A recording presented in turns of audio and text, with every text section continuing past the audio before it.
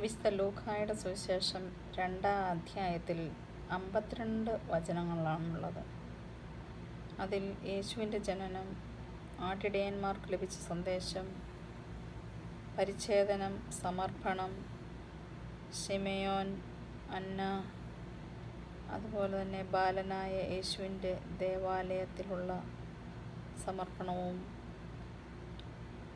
യേശുവിനെ കാണാതെ പോകുമ്പോൾ 3-ാം ദിവസം കണ്ടെത്തതിനെക്കുറിച്ചും പ്രതിപാദിച്ചിരിക്കുന്നു. ഇതിൽ ശിമയോനെക്കുറിച്ച് പറയുമ്പോൾ അവൻ നീതിമാനും ദൈവഭക്തനും ഇസ്രായേലിൻ്റെ ആശ്വാസം പ്രതീക്ഷിച്ചവനും ആയിരുന്നു. പരിശുദ്ധാത്മാവ് അവൻ്റെ മേൽ ഉണ്ടായിരുന്നു.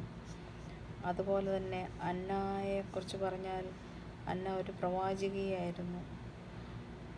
അവൾ ദേവാലയത്തിൽ രാപകൽ ദൈവത്തെ സ്തുതിച്ചുകൊണ്ട് ഉപവാസത്തിലും പ്രാർത്ഥനയിലും കഴിയുകയായിരുന്നു. ഈ 2 കാര്യങ്ങൾ എടുത്ത് നോക്കുകയാണെങ്കിൽ